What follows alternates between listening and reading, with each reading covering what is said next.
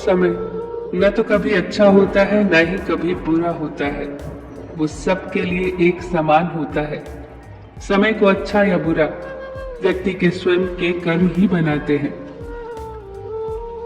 जिंदगी में सफलता उसी को मिलती है जो अपनी गलतियों को स्वीकार करता है और उसे सुधारने की कोशिश करता है। जानते हो असफलता किसे कहते हैं? हार का क्या अर्थ होता है? हार का अर्थ होता है सीखना। हम सीखने के लिए ही हारते हैं। हर हार आपको बेहतर और बेहतर बनाती है। हर हार आपको और मजबूत बनाती है। बस शर्त यही है कि हर हार से कुछ सीखा जाए। हर हार के बाद अपने अंदर की खामियों की तलाश की जाए जहां सुधार की गुंजाइश हो। मन चंचल होता है, मन भागता भी है, मन उलझता भी है। कई बार बहुत सी बेकार की उलझनों में जिनका कोई अर्थ नहीं होता, बरसों पुरानी बातों में उलझ कर रह जाता है। अगर ऐसा हो तो अकेले टहलने निकल जाएं, ऐसी जगह पर जहां आप प्रकृति के करीब हो, जहां आप प्रकृति से जुड़ाव महसूस कर सके।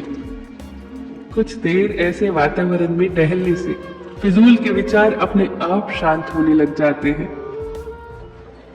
तितली को उड़ते देखना, अपने बागीचे में पानी देना, पक्षियों के चहचहाने की आवाज सुनना, पानी की बूंदों को महसूस करना, ये सब चीजें दिखती तो मामूली सी हैं, पर आपके बेचैन मन को शांत करने की इनके अंदर भरपूर क्षमता होती है।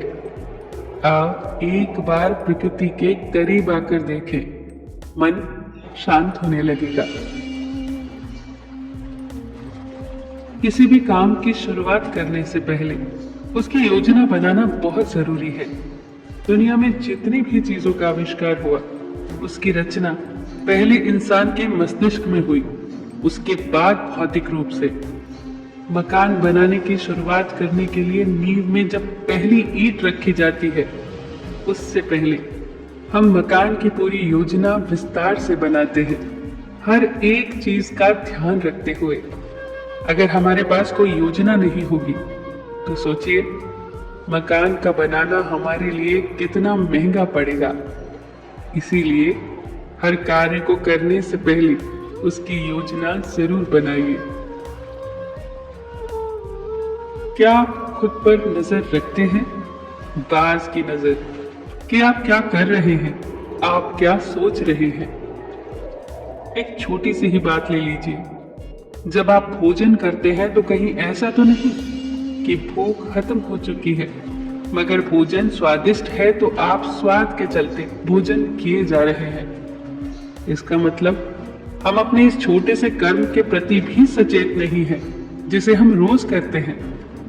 जिस दिन हम अपने कर्म और विचार पर बाज जैसी नजर रखना शुरू कर देंगे, उस दिन हम एक खूबसूरत जीवन की ओर कदम बढ़ा देंगे। बस जरूरत है सचेत होने की, अपने विचारों के प्रति, अपने कर्मों के प्रति।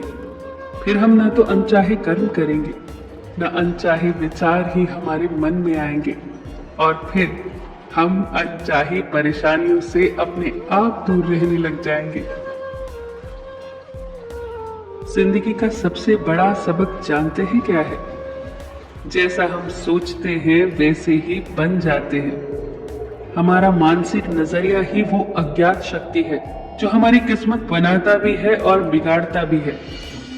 इतिहास का हर महान व्यक्तित्व यही कहता है कि सिर्फ 8 शब्द ही हमारी किस्मत बना सकते हैं, और वो 8 शब्द हैं, हमारे विचारों से ही हमारी जिंदगी बनती है। अगर हमारे विचार सुखद होंगे तो हम सुखी होंगे, अगर हमारे विचार दुखद होंगे तो हम दुखी होंगे, अगर हमारे दिमाग में डर के विचार होंगे तो हम डरे रहेंगे, और अगर हमारे विचार बीमार होंगे तो हम बीमार ही रहेंगे।